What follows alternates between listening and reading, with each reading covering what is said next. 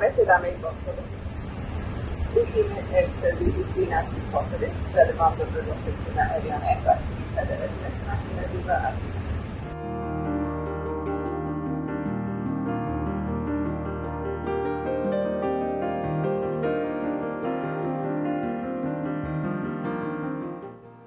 Na jednom događaju Nitu je sedela pored mene i u najnormalnijem jednom razgovoru tokom te večere ja saznajem da ona leti za Air Srbiju. Ja je pitam, a odakle ste vi? Ona kaže, iz Indije. Kažem, čekajte, vi ste pilot? Ona kaže, da, ja sam pilot i letim za Air Srbiju. To nisam znala i mislila sam da veliki broj ljudi koji lete sa Air Srbijom i ne znaju da je pilot u avionu osoba koja je došla iz Indije. Ona je ovde naša, sada je naša, je li tako? Jeste vi sada naši? Da, ja sam Srpkinja, dobila sam pasoš i državljanstvo i sad naučim malo srpski da bi pričala malo bolje. Da bi pričala za putnicima, probam svaki dan da probam samo da govorim srpski. Koliko ste ovde već i koliko dugo letite ovde? Ja sam došla ovde 2020. Ali kad je počela korona, oni su... Can I speak in English? Yes, of course. Okay, so it was... I was a co-pilot in one of these companies, which had a lot of Serbian pilots at that time. So I had a lot of Serbian friends in India. And it so happened that on one of our evenings out, we were at a bar and enjoying with friends. And then there was a new pilot who had come into the group, and I was introduced to him, and they said he's just come in, and he's a instructor and examiner, and this is Captain Zoran Rakić, and I got introduced to him that evening. And I just said hello, and I didn't think much of it, and we continued the evening, and then we were going to leave that place and headed to another place, to a disco. And I said, okay, I'll meet you all there because I have my car. And the minute I sat into my car, the next minute this gentleman opens the door and says, may I ride with you? I said, of course. And he was Captain Zoran Rakić. And then after the evening, he wanted me to drop him. And so he basically wanted to be with me. So that's how we met. And then I thought nothing much of it, continued. And after a few days, when I parked my aircraft on the tarmac, and I had finished for the day and I was leaving to go home, and I saw I saw Zoran. He had parked his aircraft next to mine, and then he said, "I'll give you my card. Why don't you call me?" And so I met him like that, and we continued. We dated for a while, and then we got married in 2008. We had a baby, 2009, and then in 2012, the company that we worked for, it went bankrupt, and both of us lost our jobs at the same time.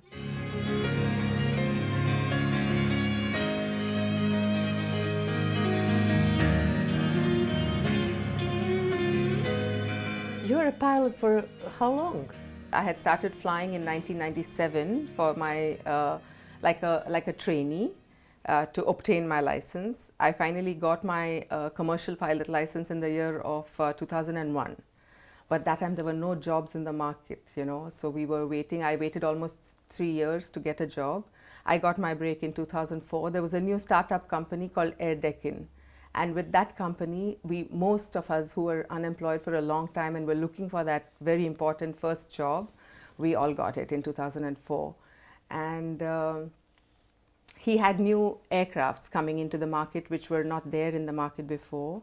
We got the French aircrafts, the ATR, and because there were not enough Indian pilots, there were a lot of foreign pilots that came in. So when I got my first job in 2004 as a co-pilot, we had a brilliant opportunity to fly with the Indian captains that were there, as well as a lot of Greeks, Serbians, Latin Americans. So that was my first job in 2004. Since then, I haven't looked back.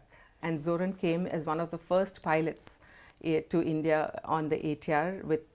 He brought the first aircraft to India. And later, when I met Zoran, I shifted from one company to another company because we wanted to be in the same company. Tell me, how many women have been flying? In India, we have a lot of women pilots, Mira. In 2004, when I got that job, I started flying for the flying the ATR, and the ATR is a French aircraft. So we were sent to Toulouse to do the training, right?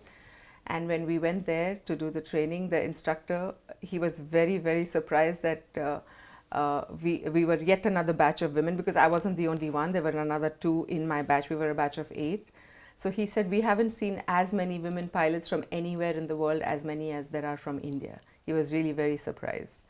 And yeah, so like I said, in India, it's not so uncommon as it is in these parts of the world. I don't know why, because there are many, many Indian pilots the many women pilots in India. Did you ever thought about that you are flying everywhere, but have you been thinking that you are going to leave your country and to live somewhere else? No, never. I never ever thought of it like that, because for me, I had not lived anywhere outside my country, and for me, India was a place. I mean, I have a huge family, because Indian families are normally big. My mother, they are 7 siblings. My father had 7, and all of them in turn. So my immediate family is over 100 people. And that's, I never wanted to leave India. I was actually very, very sad to have left India. And at one point, I never thought I would ever leave. But when I met Zoran, and then eventually we got married, it started to look like a real possibility. And when Kingfisher Airlines, the airlines that we flew for together, went bankrupt, we both lost our jobs at the very same time. So while I had other opportunities there, he is very connected to his airline here, and he's a very connected person to his land. He knew that he would always wanted to come back, and that was an opportune moment for us to make that decision. So he said, let's go back, and I knew very well that I had to leave my career behind and come here. It was a very, very difficult time of life for me. But since we had a child and he was 4 years old, we decided that my child needs me then. He said, take a break in your career. I promise you, when things get better, we will do things that will help your career. So as a family, we made that decision to come here and for me to leave my career there. And he came back and joined Yat Airways here. It was difficult, but when I came here, I loved the land and I loved the people, and everything became easier for me. So it wasn't as difficult as I thought it would be. And also I traveled back home very often with my child, because I was without a job at that time, and things became easier. Yeah. And Zoran used to tell me, look at the better side of life. You have your child, you've moved to a new country. Of course, I mean, he knew, because we're from the same profession.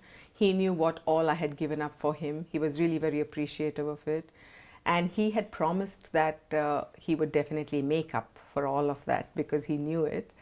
And he lived up to that promise. Whatever I achieved in my career because of my child, when he was 6.5 years old, and my child is way ahead of his years.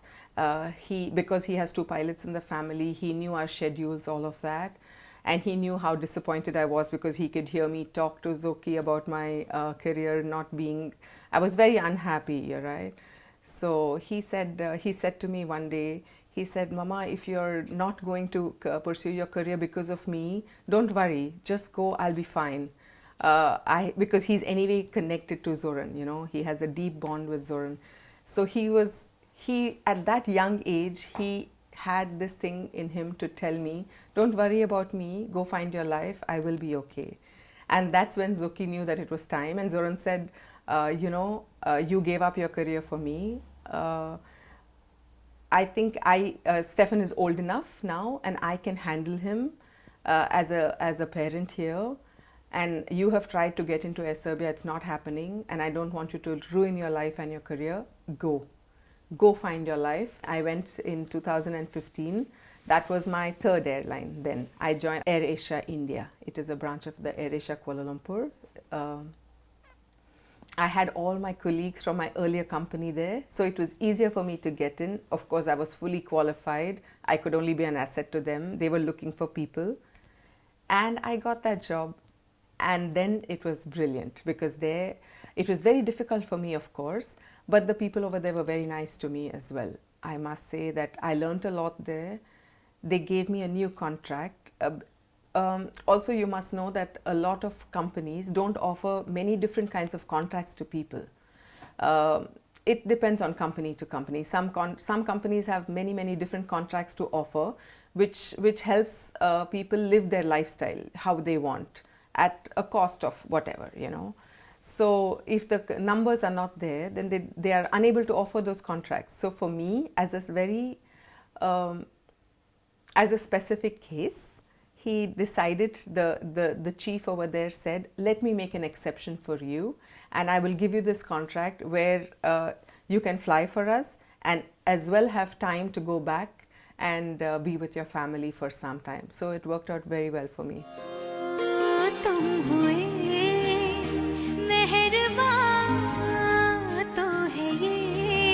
What do you think the things are different from where you lived in India and here?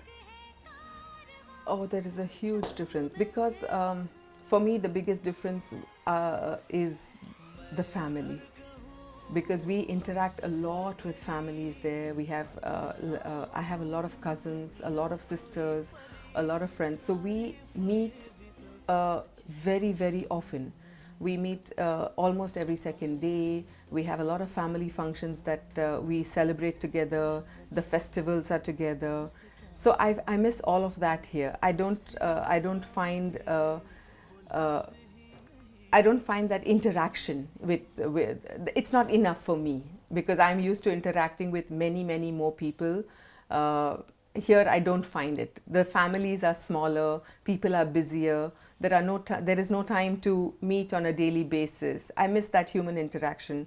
I miss sitting down for a cup of chai to chat over something, which we do so often with our aunts. And I'm used to things being so informal there. Like people, if somebody wants to come and have a cup of chai with you, they call and say, are you at home? Can I come over? I don't find that here. I don't have friends who do that with me here. I don't have somebody I can do that with. I don't just pick up the phone and call and say, can I come over? Like, I would like to talk. These are the small things that I miss. Of course, I have my friends here, but it's just not the same, with no offense meant to anybody here.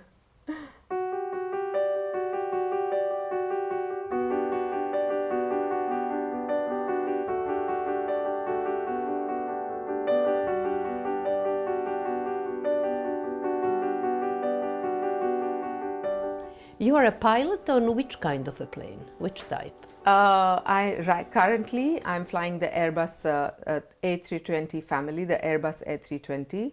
So in Air Serbia, we have the 319s, and I fly that as well.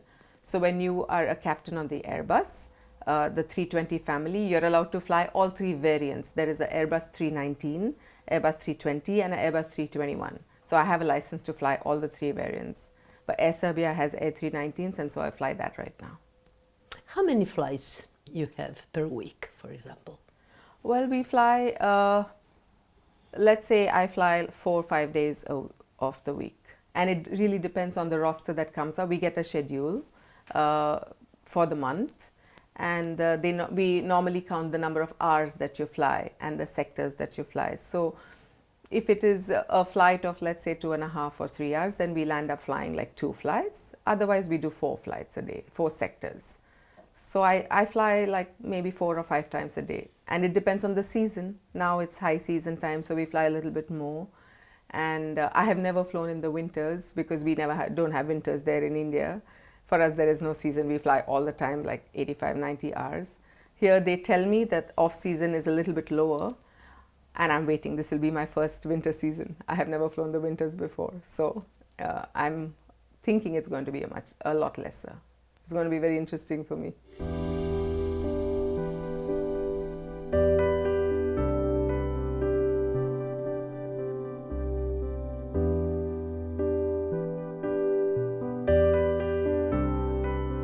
You are a pilot, you are in a cockpit. Do you appear? Do you visit the passengers? No. So they don't know about you? No, they don't.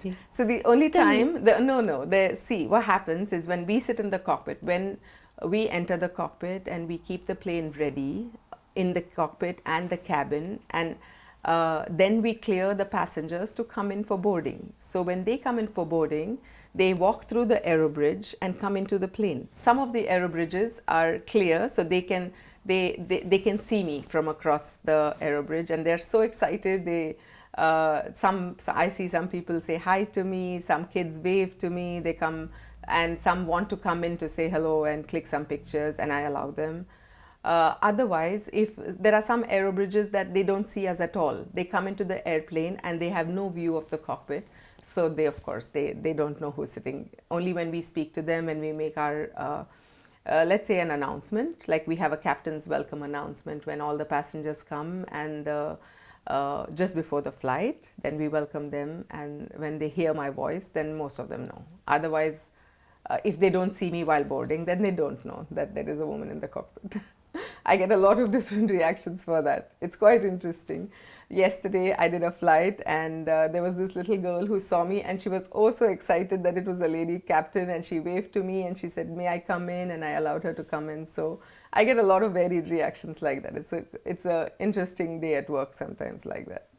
How have you been accepted when you came in a male society, which is pilots in Serbia? Who else beside you? In my family? No, here in Air Serbia, female pilot. Ah, there is this lady captain, zove se Captain Vesna. I think we are the only two female captains, and there are, as to my knowledge, there are two female co-pilots. But I could be wrong by maybe one. I'm not really sure. But captains, I'm sure that we are just the two of us. You couldn't live without flying, really? No, that was never an option, never. Because from the time I was maybe 14, I knew I wanted to fly, and that was never an option. To give up my flying was never an option, and even now it is not. I am where I am because I have pursued it relentlessly. I have had a lot of different difficult times as far as my career is concerned, but giving up was never an option. It was difficult for me. It was many years of, first when I started looking for the job was difficult, to find a job was difficult. So giving up was never an option. I knew that I had to continue no matter what.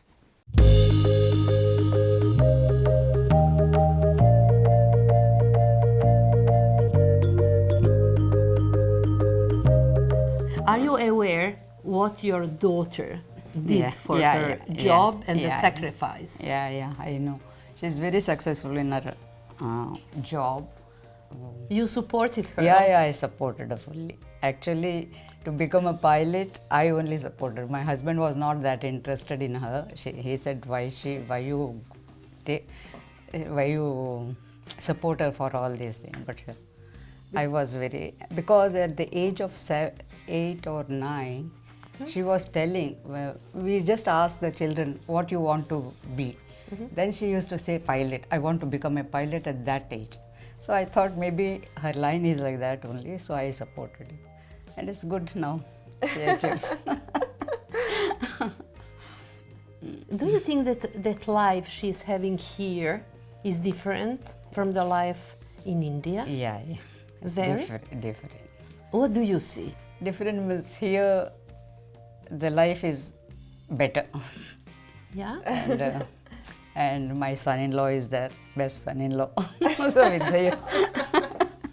Is he a better husband than an Indian man? That I can't say anything.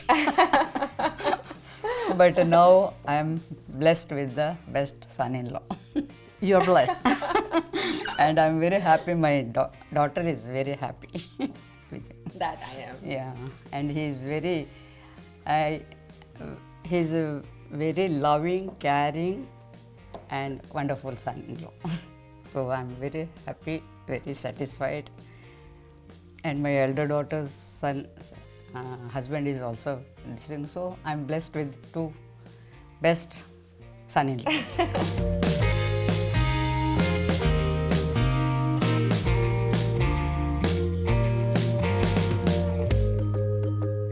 prepoznali da je sreća za jednu ženu vrlo važna. I prepoznali ste da vaša supruga ne može, a da ne radi i da nastavi svoju karijeru. I tu ste pomogli jako mnogo. Jesam. Kao što ste rekli, ne samo da ne može da ne radi, nego da ne može da ne radi ovaj posao, zato što bi ona mogla vjerojatno radi i druge poslove. Ali sam ja prepoznao njenu strast za time i ljubav i ona je zaista mnogo puta i se to što je probala da postane ovo što je danas, nije bio i pošlo za rukom, jednostavno zbog raznih razloga, a najmanje zbog nje same. I primetio sam i zato sam je uvek i ohrabrivao u tome da je to ne demorališe, nego da će ona postati to što je sebi zacrtala. Znao sam da ima dosta može žrtava da se podnese za to, vidim da je ona bila spremna, a onda sam ja to naravno, pošto je tu i ljubav i sve i razumevanje, gledao da je to na svaki način olakše. Vi ste prihvatili da vodite računa o detetu i da ona potpiše ugovor daleko. Tako je. Je li tako? Jeste. U Bangaloru. Tako je. U Indiji. I da faktički bude tako daleko od vas samo da bi realizovala ono Tako što je naumila. Da ostvari svoj san, prvo. Drugo, ja sam uvijek se potajno nadao, kao što se i desilo, da će ona ipak doći ovde i dobiti posao. I evo, posle toliko godina se i to desilo. A između toga sam je ohrabrivao zaista da to sve uradi, završi i sve smo prevazišli. Naravno, bilo je njoj teško, bilo je nama dvojici ovde teško. Naravno, imali smo mi podršku moje porodice ovde, imala je ona svoje tamo, ali smo to nekako prebrodili. Evo, na kraju smo svi zajedno.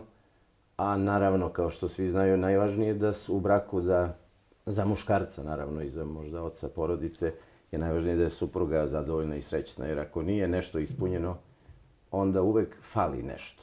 Ja to nisam želeo sam da stvarno ona uradi sve što je moguće, da bude zadovoljna i srećna kao što je sada i da i onda i mi ostali u porodici ćemo isto imati dobrobit. Eto. Recite, gde je sin? Gde je sada sin? On je u školi. Trenutno on će doći za jedno sat vremena. Je li tako? Jeste zadovoljni sada? Mnogo. A ja, znate šta, meni je drago da sam ja došla upravo onda kada ste vi dobili ugovor i to ste dobili za stalno ugovor u Air Srbiji. Tako je. Koliko ste čekali? Pa realno ona je to čekala od 2013. godine, ali nije uvek bilo prilike za zapošljavanje i tako dalje.